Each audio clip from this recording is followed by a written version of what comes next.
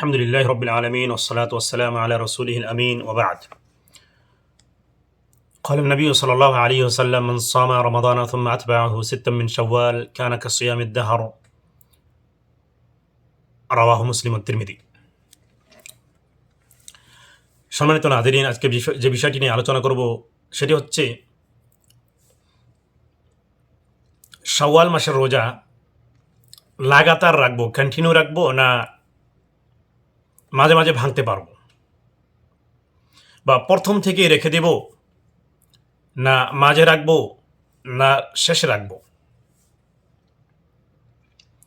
তো এই বিষয়ে এই হাদিসটি যে পাঠ করলাম, এখানে রাসূল সাল্লাল্লাহু আলাইহি সাল্লাম শুধু বলেছেন যে ব্যক্তি শাওয়াল মাসে 6টি রোজা রাখবে তার 1 বছরের রোজা নেকি লেখা হবে, সেজন্য 1 বছর রোজা রাখলো।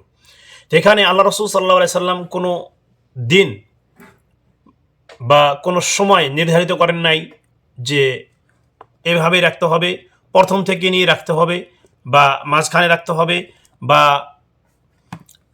মাসের শেষ দিকে রাখতে হবে, বা কোনো দিনকে এভাবে মোতায়েন করেন নাই যে সে সোমবারে রাখবে, বৃহস্পতিবারে রাখবে, বা অন্য দিনে রাখতে পারবে, বা অন্য দিনে রাখবে, শুক্রবার রাখবে, শনিবার রাখবে।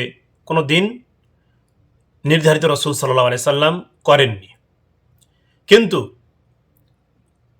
যে বস্তু আমরা কোরআন থেকে জানতে পারি সেটা হচ্ছে এই যে ওয়াসারিউ ইলা মাগফিরাতিম মির রাব্বিকুম, তোমরা মাগফিরাত, তোমাদের রবের মাগফিরাতের দিকে এগিয়ে যাও, জলদি করো।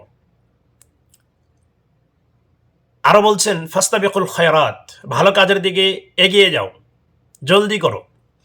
তো এই আয়াতগুলো দিয়ে আমরা জানতে পারি যে জলদি করাই বেশি ভালো, জলদি করাই বেশি ভালো।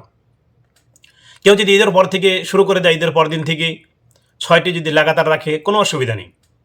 কেউ যদি বলে না আমি সোমবারে বৃহস্পতিবারে রাখবো, তাতে কোনো অসুবিধা নেই, তাতে কোনো অসুবিধা নেই।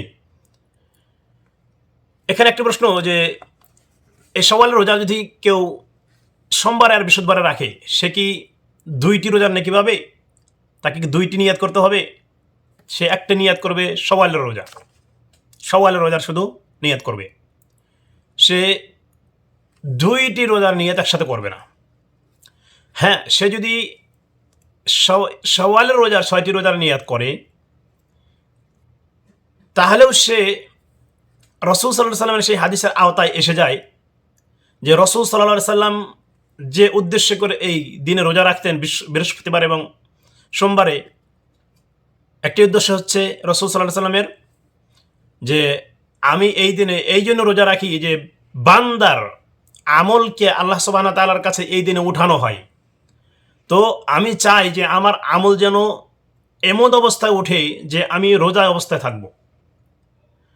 তো এই উদ্দেশ্যটা এখানে পালন হয়ে যাবে, তাতে আশা করা যায় যে আল্লাহ সুবহানাহু ওয়া তাআলা নেকি লিখে দেবেন।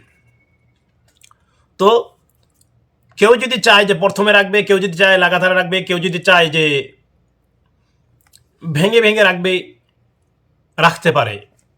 নফল রোজার ক্ষেত্রে সবথেকে উত্তম রোজা হচ্ছে যে একদিন রোজা রাখবে, একদিন রাখবে না, আর একদিন রাখবে।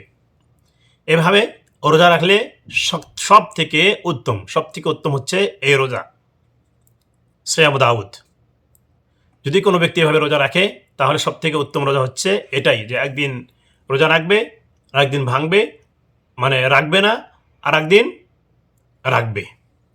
এভাবে যদি কেউ রোজা রাখে, সব থেকে উত্তম রোজা হচ্ছে এটাই।